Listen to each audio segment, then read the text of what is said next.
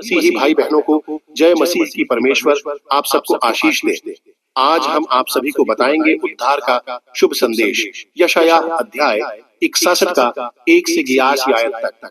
प्रभु यहोवा का आत्मा मुझ पर है, क्योंकि यहोवा ने सुसमाचार सुनाने के लिए मेरा अभिषेक किया और मुझे इसीलिए भेजा है कि खेदित मन के लोगों को शांति दूं, कि बंधुओं के लिए स्वतंत्रता का और कैदियों के लिए छुटकारे का प्रचार करूं, कि यहोवा के प्रसन्न रहने के वर्ष का और हमारे परमेश्वर के पलटा लेने के दिन का प्रचार करूं, कि सब विलाप करने वालों को शांति दूं और सिय्योन के विलाप करने वालों के सिर पर की राख दूर करके सुंदर पगड़ी बांध दूं, कि उनका विलाप दूर करके हर्ष का तेल लगाऊं और उनकी उदासी हटाकर यश का ओढ़ना ओढ़ाऊं, जिससे वे धर्म के बांज वृक्ष और यहोवा के लगाए हुए कहलाएं और जिससे उसकी महिमा प्रकट हो।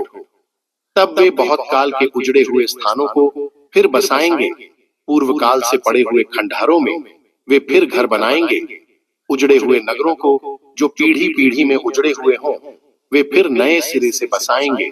परदेशी आ खड़े होंगे और तुम्हारी भेड़ बकरियों को चराएंगे और विदेशी लोग तुम्हारे चरवाहे और दाख की बारी के माली होंगे। पर तुम यहोवा के याजक कहलाओगे, वे तुमको हमरो परमेश्वर के सेवक कहेंगे। और तुम अन्य जातियों की धन संपत्ति को खाओगे, उनके वैभव की वस्तुएं पाकर तुम बढ़ाई करोगे।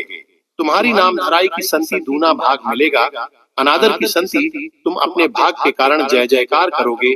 तुम अपने देश में दूने भाग के अधिकारी होगे और सदा आनंदित बने रहोगे, क्योंकि मैं यहोवा न्याय से प्रीति रखता हूँ, मैं अन्याय और डकैती से घृणा करता हूँ। इसलिए मैं उनको उनके साथ सदा की वाचा बांधूंगा। उनका वंश अन्य जातियों में और उनकी संतान देश देश के लोगों के बीच प्रसिद्ध होगी। जितने उनको देखेंगे पहचान लेंगे कि यह वह वंश है जिसको परमेश्वर ने आशीष दी है।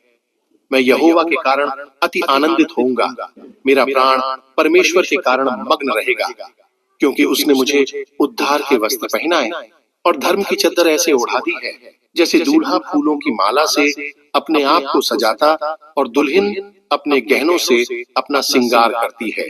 क्योंकि जैसे भूमि अपनी उपज को उगाती और बारी में जो कुछ बोया जाता है उसको वह उपजाती है, वैसे ही प्रभु यहोवा सब जातियों के सामने धार्मिकता और धन्यवाद को बढ़ाएगा।